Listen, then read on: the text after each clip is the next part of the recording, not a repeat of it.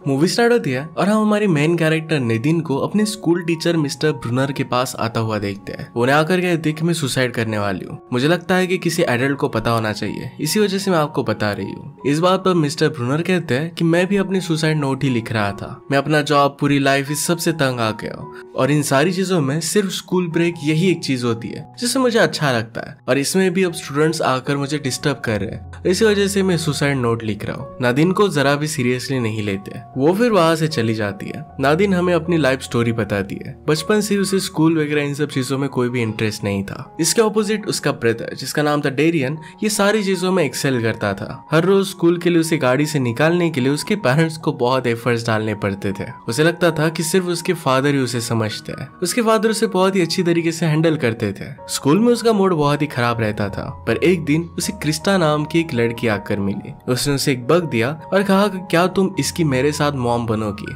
वो दोनों मिलकर इस बग का ख्याल रखने वाले थे, पर ब्रेक में ही नादिन ने उस बग को अपने कंपास में डाल दिया और इसी वजह से उसकी डेथ हो गई। इस ट्रेजेडी को एक दूसरे के साथ वो सफर करती है। यही से उनकी फ्रेंडशिप स्टार्ट हो गई थी। हमेशा एक दूसरे के साथ वो टाइम स्पेंड करती। कभी कभी क्रिस्टा का घर का माहौल अच्छा नहीं होता था तो एक दूसरे को सपोर्ट करती थी। ऐसे ही अब वो टीनेजर बन गई। नादिन के फेस पर पिंपल्स आ रहे थे और इस वजह से वो बहुत ही ज्यादा अपसेट हो गई थी। पैरेलल में उसका ब्रदर डेरियन बहुत ही हैंडसम बन चुका था। उसे अपसेट लग रहा था तो नादिन के फादर उसे चीज बर्गर लेने के लिए लेकर जाते हैं। वो कहते हैं कि तुम्हारी लाइफ में सब कुछ अच्छा है, मैं तुमसे प्यार करता हूँ, हर कोई तुमसे प्यार करता है और अब तुम्हें चीज बर्गर्स मिलने वाले हैं। इसके बाद वो गाना गाते गाते कार से जा रहे थे, पर तभी उनका एक्सीडेंट हो जाता है। नादिन के फादर की डेथ हो गई थी। अब इसके बाद से 4 साल गुजर चुके हैं। फादर के जाने के बाद 4 सालों में उन्होंने हील करने की बहुत ट्राई की है। नादिन ने हंसना छोड़ दिया था। आज के दिन क्रिस्टा के साथ फर्स्ट टाइम वो बहुत ही खुल कर हंसती है। नादिन को स्कूल के एक लड़के जिसका नाम था निक, उस पर एक बहुत बड़ा क्रश था। वो उससे बड़ा था और इसी वजह से उससे वो बात नहीं करता था। उसे हम मिस्टर ब्रूनर के क्लास में आता हुआ देखते हैं। उनसे वो कहते कि कल आपने जो चैप्टर सिखाया था उसमें आपने टीचिंग में गलती कर दी थी। वो नादिन से कहते हैं कि जब तुम लेक्चर में बैठी हुई थी तो क्या तब तुमने सोचा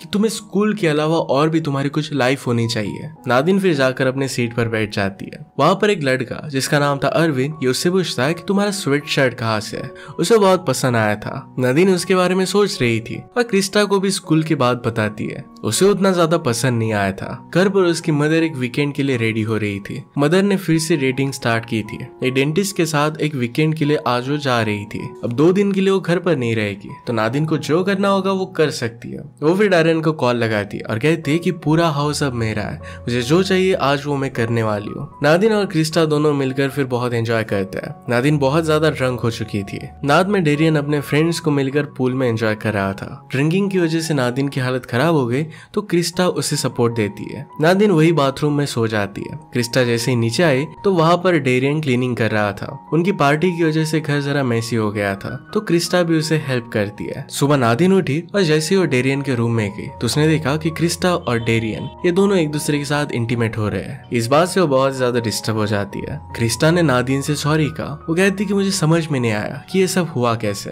नादिन बिना कुछ कहे वहां से जा रही थी। क्रिस्टा कहती कि प्लीज कुछ तो कहो। नादिन कहती कि इसमें तुम्हारी गलती नहीं थी। ये सब कुछ अपने ब्रदर डेरियन पर डालती है। वो जाकर डेरियन से कहती है कि तुम्हें जिम करनी पड़ती है, अपने बॉडी पर काम करना पड़ता है क्योंकि बाकी लोग तुम में इंटरेस्टेड हो सके। तुम्हें कुछ पर्सनैलिटी नहीं है, मेरी फ्रेंड्स से दूर रहना। डेरियन कहता है कि तुम्हारी फ्रेंड्स नहीं है, सिर्फ एक ही फ्रेंड है। इसके बाद नादिन स्कूल में आई। स्कूल में उसे रियलाइज होता है कि उसने होमवर्क नहीं किया था। मिस्टर ब्रनर से कहती है कि मैं जरा अपसेट थी मेरे फादर की डेथ की वजह से और इसी वजह से मैं होमवर्क कर नहीं पाई। मिस्टर ब्रूनर पूछते हैं कि तुम्हारे फादर की डेथ को कितना समय हुआ है। नादिन कहती है कि 4 साल हो गए। वो कहते हैं कि फैमिली और रिलेटिव्स के पासिंग पर मैं सिर्फ 1 ही साल का समय देता हूँ, 4 साल तक तुम ग्रीव नहीं कर सकती। नादिन फिर डिसअपॉइंटेड होकर बैठ जाती है। वहां पर एरविन उसके साथ बात करता है, उसे वीकेंड के बारे में पूछता है। नादिन कहती है कि मेरा वीकेंड बहुत ही बोरिंग था। अरविंद कहता है कि मैं मेरे फ्रेंड्स के साथ गोल्फ कर रहा था। नादिन को इंटरेस्टिंग लगता है तो अरविंद पूछता है कि क्या तुम मेरे साथ गोल्फिंग के लिए चलोगी। वो उसके साथ अकेला जाना चाहता था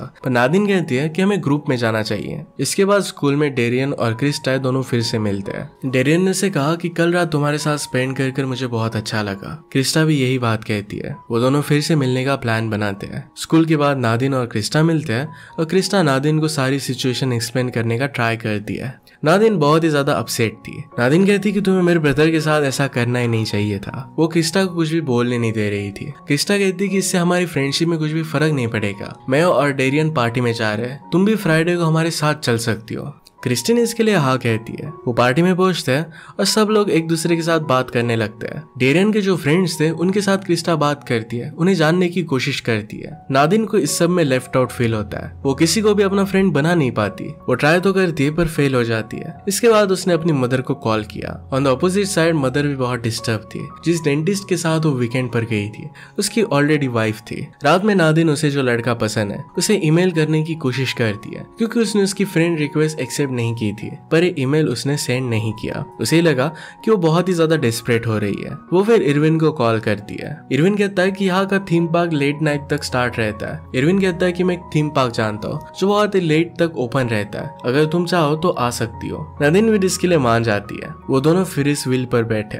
एक दूसरे की ड्रीम्स एंड होप्स के बारे में बात करने लगते हैं। इरविन मौका देखकर नादिन को किस करने की कोशिश करता है, पर नादिन ने उसे दूर कर दिया। वो फिर इस बात को भूल जाने का डिसाइड करते हैं। साथ में मिलकर मिनी गोल्फ खेलते हैं। नादिन उसे कहती है कि मुझे तुम बहुत ही मैच्योर लगते हो। अगले दिन स्कूल में क्रिस्टा नादिन से बात करने की कोशिश करती है। नादिन उसे कहती है कि मैंने एक ऑब्जर्व किया था कि जब तुम अपने फ्रेंड्स के साथ थी तो तुम मुझे पूरी तरीके से इग्नोर कर देती हो। मेरे ब्रदर को तुम डेट नहीं कर सकती, तुम्हें हम दोनों के बीच में किसी को चूज करना पड़ेगा। क्रिस्टा ये चीज करना नहीं चाहती थी और इसी वजह से उसे वही छोड़कर चली जाती है। घर आकर अपने ब्रदर से नादिन बात करती है। कहती कि जब फादर की डेथ हो गई थी तो तुम बहुत ही सैड रहते थे। एक रात मैंने तुम्हें देखा तो पूरी रात तुम रो रहे थे। तुम्हारी पिलो पूरी तरीके से गीली हो गई थी। मैंने फिर अपने पिलो से उसे एक्सचेंज कर दिया था। मैं तुम्हारा बहुत ही केयर करती थी और तुम मेरे साथ ऐसा कैसे कर सकते हो। डेरियन कहता है कि तुम बहुत ही सेल्फिश हो। इस तरीके से फादर को इन सारी चीजों में तुम्हें नहीं लाना चाहिए था। वो दोनों एक दूसरे के साथ झगड़ने लग गए और उनकी मदर को आकर उन्हें छुड़ाना पड़ता है। मदर डेरियन को ही डांट रही थी। डेरियन कहता है कि आप हर बार मुझे ही क्यों बताती हो। मदर कहती कि तुम ही सिर्फ मेरी सुनते हो। नादिन फिर उसे जो लड़का पसंद था, वो जहाँ पर काम करता था वहाँ पर वो पहुंच जाती है। उससे वो बात करने की कोशिश करती है। उसे जो चीज नहीं चाहिए थी वो भी वो मांग रही थी और फिर खुद ही एडमिट कर लेती है कि वो सिर्फ उसे मिलने के लिए आई थी। निक उसके बारे में जान लेता है और फिर उसे इग्नोर कर वहां से वो चला गया। अगले दिन नदीन की मदर उससे कहती है कि हर रोज मैं तुम्हें स्कूल पर नहीं छोड़ सकती। तुम्हारे और क्रिस्टा के बीच में जो भी चल रहा है उसे सॉर्ट आउट कर लो। क्रिस्टा तुम्हें लेने के लिए आती है तो मुझ पर ज्यादा लोड नहीं आता। स्कूल में आने के बाद नदीन इरविन को ढूंढ रही थी। इरविन के फ्रेंड उसे कहते हैं कि फिल्म फेस्टिवल के लिए वो एक प्रोजेक्ट क्रिएट कर रहा है और इसी वजह से वो स्कूल से ऑफ ले रहा है। वो आकर फिर मिस्टर ब्रूनर के साथ लंच करने लगती है। वो उसे कहने लग गई कि मेरा यहाँ पर कोई भी फ्रेंड नहीं है, उसे कोई भी अच्छा नहीं लगता था। मिस्टर ब्रूनर कहते हैं शायद कोई भी तुम्हें लाइक नहीं करता। इस बात से नदीन को गुस्सा आ जाता है। मिस्टर ब्रूनर को भी बहुत कुछ बोल जाती है। वो फिर उसे एक कुकी देते हैं ताकि उसे अच्छा लग सके और कहते हैं कि तुम मेरी फेवरेट स्टूडेंट हो। नदीन पूछती है कि क्या सच में। ब्रूनर कहते कि तुम अपसेट हो और यही मुझे कहना चाहिए। स्कूल के बाद नादिन को अरविंद का कॉल आता है। उससे कहता है कि तुम मेरे बारे में पूछ रही थी। नदीन फर्स्ट टाइम तो उससे कुछ भी बात नहीं करती और कॉल वैसे ही रख देती है, पर बाद में उसे कॉल करती है। उसे कहती है कि मैंने जरा एंटी डिप्रेशन पिल्स ली थी और इसी वजह से मुझे बुरा लग रहा था। अरविंद कहता है कि क्या तुम मेरे घर पर आना चाहोगे, यहाँ पर पूल भी है। दोनों मिलकर फिर पूल में मजे करते हैं। नादिन एक्टिंग कर रही थी और उससे पूछती कि क्या तुम मेरे साथ इंटीमेट होना चाहोगे, और इसके बाद वो हंसने लग गए। एरविन को सीरियस लगा था और इसी वजह से वो जरा अपसेट हो जाता है। उसे कहता है कि तुम्हें इस तरीके की बातें अपने फ्रेंड से नहीं करनी चाहिए। नादिन फिर उसे सॉरी कहती है। इसके बाद वो एक दूसरे के साथ हैंग आउट करते हैं। अरविंद एक्चुअल में बहुत ही अच्छी ड्राइंग करता था। अपने ड्राइंग के प्रोजेक्ट से वो फिल्म बनाने वाला था। उसके पेरेंट्स 3 मंथ्स के लिए घर पर नहीं थे, पर फिर भी वो कुछ पार्टी वगैरह नहीं करता। अपने गोल्स पर वो फोकस्ड है। वो दोनों एक दूसरे के साथ बहुत अच्छा टाइम स्पेंड करते हैं। अगले दिन नादिन को स्कूल पर छोड़ने के लिए उसकी मदर आई। गाड़ी से निकलने के बाद नादिन क्रिस्टा को देखती है। उसे स्कूल में नहीं जाना था। मदर के पास उसे कार से निकालने के लिए टाइम नहीं था, तो अपसेट होकर कहती है कि तुम मेरे साथ काम पर आ रही हो। वहीं पर बैठे बैठे नादिन बोर हो जाती है। अपनी मदर को तंग करने लग गई। मदर नादिन से कहती है कि जिस तरीके से तुम बड़ी हो रही हो, इस बात से तुम्हारे फादर बहुत ज्यादा डिसअपॉइंटेड होते हैं। नादिन इस बात से गुस्सा होकर अपने मॉम की कार लेकर वहां से भाग जाती है। वो डायरेक्टली निक को मैसेज कर देती है कि तुम मुझे बहुत अच्छे लगते हो। उसके साथ इंटीमेट होने के बारे में उसने वहां पर लिखा हुआ था। इस मैसेज को सेंड नहीं करने वाली थी, पर गलती से सेंड हो जाता है। तुरंत बाद इस डिसीजन को रिग्रेट करने लग जाती है। वो डायरेक्टली मिस्टर ब्रूनर के पास आती है तो उनसे कहती है कि क्या आप कुछ नहीं कर सकते, उसका फोन वगैरह ले लो। वो चाहती थी कि वो मैसेज ना पढ़े। बहुत ज्यादा टेंस हो जाती है। मिस्टर ब्रूनर उसे कहते हैं कि सब कुछ ठीक हो जाएगा। जाएगा। उसे उन्होंने पैसे दिए और कहते हैं कि जाकर आइसक्रीम वगैरह खाकर आओ। नादिन को उसकी मदर का कॉल आता है पर इसे वो इग्नोर कर देती है। थोड़ी देर में नादिन को निक का मैसेज आ जाता है। वो कहता है कि ये मैसेज बहुत ही क्यूट था, अगर तुम रात में हैंग आउट करना चाहती हो तो आ सकती हो। ये मैसेज देखकर नादिन बहुत ही खुश हो जाती है। घर पर आकर वो अच्छे से रेडी हो जाती है, पर इस सब में उसने अपनी रूम का मेस कर दिया था। जब फ्रस्ट्रेटेड होकर उसकी मदर घर पर आई तो देखती है कि नादिन का रूम पूरी तरीके से तहस नहस है। इस बात से वो बहुत ज्यादा गुस्सा हो जाती है। आज रात डेरियन और स्टाफ अपने फ्रेंड्स के साथ पार्टी कर रहे थे, तभी डेरियन को उसकी मदर का कॉल आता है। नादिन के साथ जो भी हुआ था ये सब कुछ मदर उसे बताती है। मदर को सहारा देने के लिए डेरियन वहां से घर पर आ गया।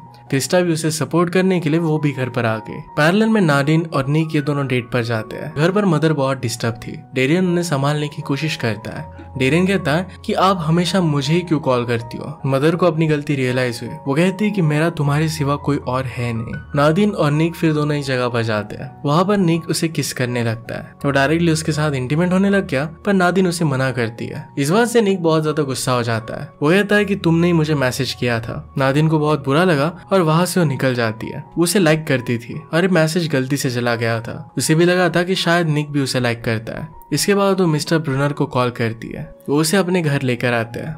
घर पर नादिन ने देखा कि मिस्टर ब्रूनर की एक बहुत ही ब्यूटीफुल सी फैमिली है। नादिन ने कभी भी उन्हें अच्छी फैमिली के साथ इमेजिन नहीं किया था। थोड़ी देर में वहां पर डेरियन आ जाता है। वो नादिन से कहता है कि प्लीज कार में बैठ जाओ। वहां पर क्रिस्टा भी थी और इसी वजह से नादिन उसे मना करती है। और डेरियन भी इस बात से गुस्सा हो गया। नादिन उसे कह रही थी कि तुम्हारे लिए सब कुछ ईजी है, तुम्हारी लाइफ ईजी है। डेरियन उसे समझाता है कि ऐसा कुछ भी नहीं है। वो जिस कॉलेज में जाना चाहता है वहां पर नहीं जा सकता, क्योंकि उसे घर के पास रहना पड़ेगा, क्योंकि उसे पता नहीं कि नादिन अपनी मदर का ख्याल रखेगी भी या नहीं। वो क्रिस्टा से प्यार करता है, पर नादिन इस बात से बहुत ज्यादा हर्ट हो रही है। ये बात उसे अंदर ही अंदर खाई जाती है। डेरियन ने फिर मिस्टर ब्रूनर से कहा कि बाद में इसे घर पर छोड़ देना, और वो वहां से चला जाता है। थोड़ी देर में मिस्टर ब्रूनर उसे घर पर छोड़ देते हैं। घर पर आने के बाद वो डेरियन से बात करती है। वो कहती है कि मैं हमेशा मेरे ही बारे में सोच रही थी। डेरियन पर क्या गुजर रही है इसके बारे में उसे पता नहीं था। वो जिस भी तरीके से बिहेव कर रही थी इसलिए उसे सॉरी कहती है। डेरियन उसे माफ कर देता है और उसे हक कर लेता है। अगली सुबह क्रिस्टा भी वहां पर ही थी। नादिन का मूड अच्छा था और उसे वो गुड मॉर्निंग कहती है। नादिन कभी भी इतनी जल्दी उठती नहीं थी। आज अरविंद की मूवी बाकी लोगों के सामने डिस्प्ले होने वाली थी और इसी वजह से उसने नादिन को भी बुलाया था। नादिन उसके लिए जल्दी उठकर वहां पर पहुंच जाती है। मदर उठी तो नादिन के लिए वरीड थी कि वो कहाँ पर है। नादिन उसे मैसेज कर देती है कि वो सेफ है। अब इसके बाद अरविंद की मूवी डिस्प्ले की जाती है। इसमें एक लड़का एक लड़की को बहुत प्यार करता है, पर वो लड़की हमेशा उसे इग्नोर करती है। उसके बाद उस लड़की को मॉन्स्टर से बचाता है। बचाने के बाद वो लड़की फिर से उसके पास आई, पर फिर वो उसे एक्सेप्ट नहीं करता। वो उससे मूव ऑन हो चुका था। नादिन समझ गई थी कि इरविन को जिस तरीके से वो इग्नोर कर रही थी ये ठीक नहीं था। वो अरविंद से बात करती है और कहती है कि अब मैं फिर से तुम्हें इग्नोर नहीं करने वाली। अरविंद के फ्रेंड्स वहां पर आते हैं और सब लोगों से वो बात कर रहा था, पर उनके ग्रुप में वो नादिन को भी सब लोगों से इंट्रोड्यूस करवाता है। नादिन सब लोगों में शामिल होकर बहुत ही खुश थी। उसे अपने इश्यूज की रिस्पॉन्सिबिलिटी खुद लेनी थी और अब वो सीख चुकी थी। सेल्फिश ना बनकर सब लोगों को रिस्पेक्ट दे रही थी। इसी लर्निंग के साथ ये मूवी एंड हो जाती है। अगर आपको एक्सप्लेनेशन अच्छा लगता है तो प्लीज इसे लाइक और कमेंट जरूर कर दीजिएगा। मैं बहुत सारी मूवीज लेकर आता रहता हूँ, तो प्लीज चैनल को सब्सक्राइब कर दीजिए और बेल नोटिफिकेशन आइकन दोनों में मत भूलिएगा। हम फिर से मिलेंगे और एक नए मूवी के साथ। तब तक के लिए थैंक यू और आप अपने आप का ख्याल रखिए।